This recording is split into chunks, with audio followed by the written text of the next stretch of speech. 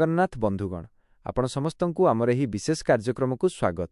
आज आमे आलोचना करिबा राशिचक्रर शेष राशि अर्थात मीन राशिर व्यक्तिविशेषंक पई एप्रिल मास 2026 किपरि रहिबो। एही मासरे ग्रहमानंकर स्थिति आपणक जीवन रे किपरि प्रभाव पकाइबो, क्यारियर व्यवसाय आर्थिक स्थिति प्रेम एवं स्वास्थ्य क्षेत्र रे कोन परिवर्तन आसीबो, सबु किछि आमे विस्तृत भावे जानिबा। जदि आपण प्रथम करी आम चैनल को आसीचंती तेबे सब्सक्राइब करने को भूलंतु नहीं। 2 ग्रहमानंकर स्थिति 1 एप्रिल मासरे मीन राशिर स्वामी बृहस्पति शुभ दृष्टि आपणक उपरे रहिबो। एही समय रे रवि एवं बुधंक चलन मध्य आपणक भाग्य रे परिवर्तन आनिबो।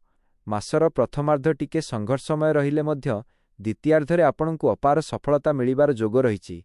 आपणक मनरे सकारात्मक भावना वृद्धि पाइबो। 3 चाकिरी और क्यारियर 300 क्षेत्र एप्रिल मासरे चाकिरी क्षेत्र रे परिवेश अनुकूल रहिबो।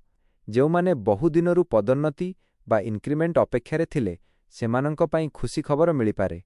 नुआ सुजोग जदि आपण चाकिरी बदलाइबाकू चाहुछंती तेबे मासर 15 तारिख पर चेष्टा करंतु, निश्चय सफलता पाइबे। सतर्कता ऑफिस रे कहा विषय रे खराब कुहंतु नहीं, नचेत शत्रु वृद्धि होई पारंती। 4 व्यवसाय और आर्थिक स्थिति तो 00 व्यवसाय व्यवसायींक पई एही मासटी लाभदायक रहिबो। विशेष करी सुना रूपा एवं खाद्य सामग्री सह जड़ित व्यवसाय रे बड़ धरणर मुनाफा मिलिबो। आर्थिक स्थिति एही मासरे आयर नुआ नुआ पंथा खोलिबो। पूर्वरु अटकी रहिथिबा धन फेरी पाइबे। जदि कौनसी जमी किंबा गाड़ी किनिबाकू चाहुछंती तेबे एहा एक शुभ समय, किंतु अजथा खर्च उपरे नियंत्रण रखिबाकू पड़िबो। 5 प्रेम और पारिवारिक संपर्क परिवार रे शांतिर वातावरण रहिबो। भाई भौणींक सह संपर्क सुधुरिबो। माता पितांक स्वास्थ्य रे उन्नति आसीबो। घरकू कौनसी अतिथिंक आगमन होई पारे। प्रेम प्रेमीजन मानंक पई एही मासटी रोमांचकर रहिबो। जीवन साथींक सह कौनसी दूर स्थानकू भ्रमण रे जाई पारंती।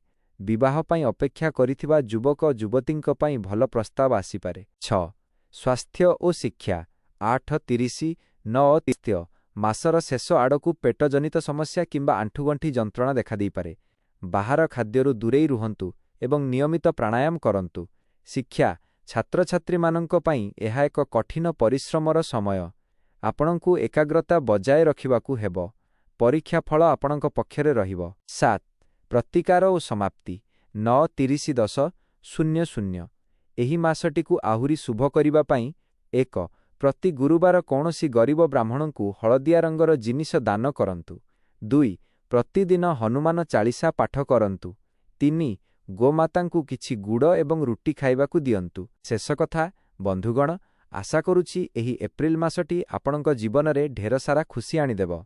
जदि भिडियोटी भल लागिला तेबे लाइक करंतु एवं कमेंट रे जय जगन्नाथ निश्चय लेखंतु। रहुछि जय जगन्नाथ।